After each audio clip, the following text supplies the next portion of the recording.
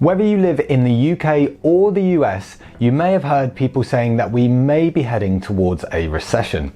So in this video, I'm going to explain what a recession is a recession coming, and what a recession means for you as an individual, and what a recession means for your investments. Then I'll finish the video with what I'm personally doing.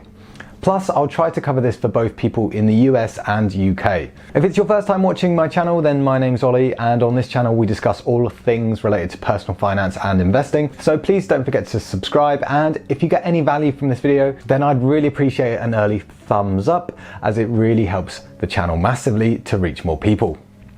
Now, before we get stuck in, I must be clear, I am not a financial advisor, and nothing in this video is intended to be financial advice. And if you want financial advice, you should seek a licensed professional. At the end of the day, I am just a guy on YouTube, so you should always do your own research, because this video is just for entertainment purposes only, and past performance is not indicative of any future results. So now that's out of the way, let's get stuck into the video. So what is a recession? A recession is typically defined as 2 quarters back to back of negative GDP growth. And GDP stands for gross domestic product, which is the total amount of all value created in an economy. Although in America, the National Bureau of Economic Research, abbreviated as NBER, which officially declares recessions, says the 2 consecutive quarters of decline in real GDP are not how it is defined anymore.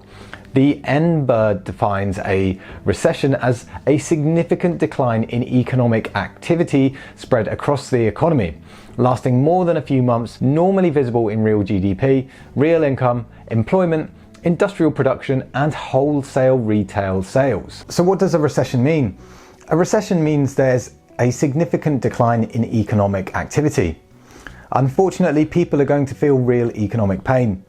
In a recession, there is higher unemployment and businesses can go bankrupt. Many people will face financial difficulties, and some people will lose their jobs, which in turn will force people to eat into whatever savings they have. For instance, at the height of the COVID-19 induced recession, nearly 23 million Americans were laid off. If people have lost their jobs, then they may find it harder to meet their mortgage payments, especially if interest rates have gone up. So the reality is some people will likely lose their homes. Anyone who is buying a home or might have a variable interest rate on a credit card needs to be aware that rates could go up. So is a recession coming? There isn't a guaranteed answer on this, but with the pandemic, followed by the invasion of Ukraine, this has disrupted global supply chains and caused commodity prices to surge. And this is causing inflation, and due to this, the Bank of England is forecasting a recession. The current inflation rate in the UK at the time of recording is 7%. But this is expected to rise further over the remainder of the year, and the Bank of England forecasts inflation going up to 10.25% by the end of this year. This would be the first time we've had double-digit inflation since 1982. In reality, the ideal number is 2%, and they don't expect it to return to 2% until 2024. To fight inflation, the Bank of England's Monetary Policy Committee has raised its key interest rate 4 times since December to 1%, which is the highest level since 2009. In regards to GDP, the UK GDP is expected to contract around 1% in Q4, and this is due to a projected rise of around 40% in energy prices when the Ofgem price caps are next reset in October. And in 2023, GDP is expected to shrink by 0.25%, so a recession could be likely in the UK. Meanwhile, those of you watching from the US, inflation is currently at 8.3%, down from 8.5% in March. But this remains at a level unseen since the 1980s. Plus, the 10-year and 2-year yield curve recently inverted, which has always preceded a recession. Historically, every time this has happened since World War II, a recession has occurred in the following 7 to 24 months. To explain this a bit further, in a growing economy, short-term interest rates are usually notably lower than long-term ones. For example, at the start of the year, the yield on the 2-year Treasury notes stood at 0.78%, while the yield on the 10-year Treasury notes was 1.63%. Then recently they inverted, where the yield on the 2-year was higher than the 10-year, which indicates that investors anticipate a slowdown in growth in the near future. In addition to this, there is another indicator where every time Brent crude oil has gone above $104 a barrel, we have had a recession follow it. Similar to the UK, the federal fund rate was raised in May by 0.5%, and so it's now at 0.75 to 1%, and it's predicted this will be raised by 50 basis points each FOMC meeting they have. Fed Chairman Jerome Powell underlined the commitment to bringing inflation down, but indicated that raising rates by 75 basis points at a time is not something the committee is actively considering. In America, GDP declined at an annual rate of 1.4% during the first 3 months of the year, the worst quarter for the American economy since the pandemic. Deutsche Bank economists predict we will get a major recession beginning in late 2023 or early 2024. That marks a shift in tone from last month when the economists predicted a mild recession. They said in a note that the recession is likely going to be more significant since it will be a long time before inflation returns to the Fed's 2% target. So there is a likely chance a recession is on the cards. So how long does a recession last? There have been 12 recessions since World War II that lasted 10.3 months on average, but there's a wide range. The most recent recession was the shortest ever, lasting just 2 months, from February to April 2020. So how should you prepare for a recession? Being prepared for a recession will put you in a much better place if you have any income disruption. I would personally build up your emergency fund and have at least 6 months worth of cash to cover yourself. I know this may be easier said than done considering prices are going up, but if you were to lose your job, you'll be forever thankful. In addition to this, make yourself indispensable to the company you work for, so that in the chance of a recession and your employer starts laying people off, they would be less likely to let you go. If you're trying to save an emergency fund, then try living below your means. Think twice before buying expensive items or items you don't really need.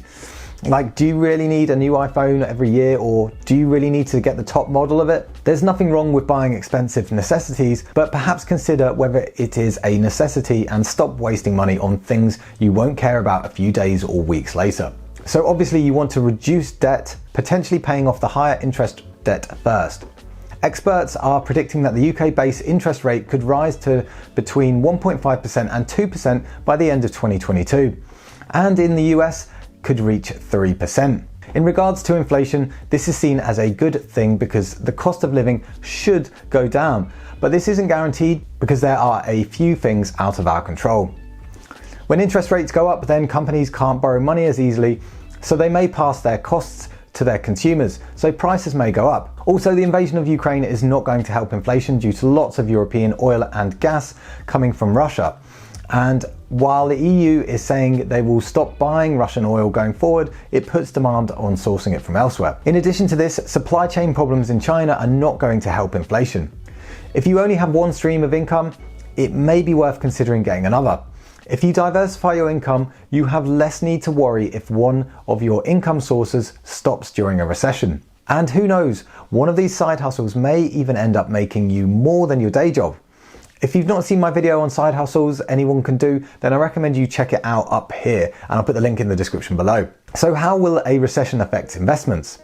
Well, no matter where you put your money right now, you are probably losing some of it. It's probably worth considering what's the lesser of the evils. If you keep cash, then it's devaluing.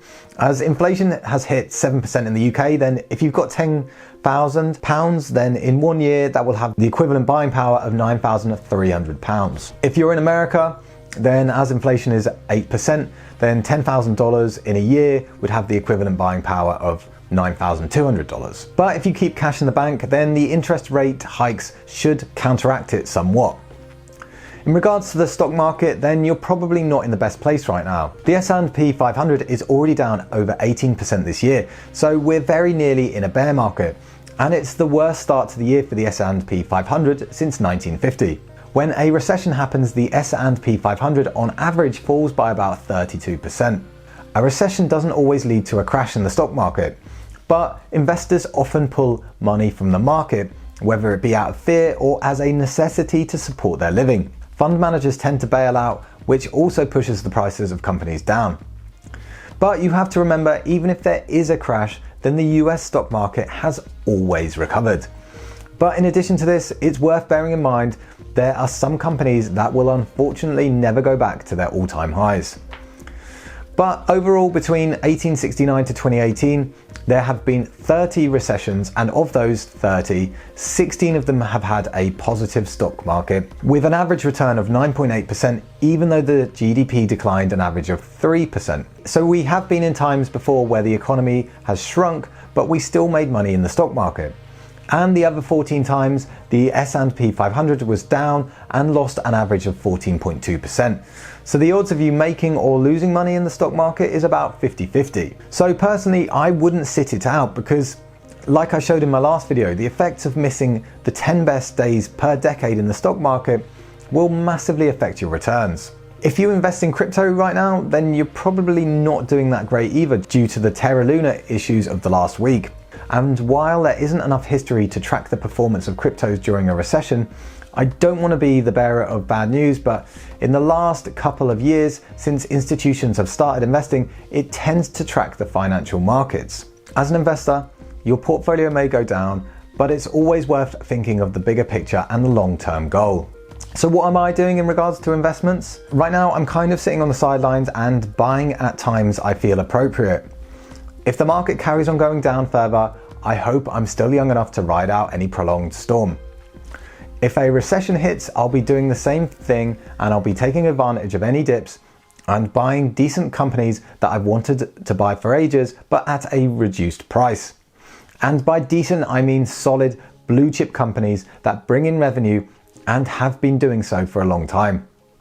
So I'm just following the basic investment principle of buy low and sell high, and I will keep following that. So that's it for this video. If you enjoyed this video or got any value from it, then please smash the like button, as it really helps the channel massively. If you've got any questions on this video, then please let us know in the comments. Are you scared of a recession, or do you see it as an opportunity to make money? Let us know in the comments below. I'd love to know, and I read all your comments. Also, if you want to learn more about personal finance or investing, I have loads of videos on my channel, so I recommend you check them out. And don't forget to subscribe and press the bell icon so you don't miss out on any future updates.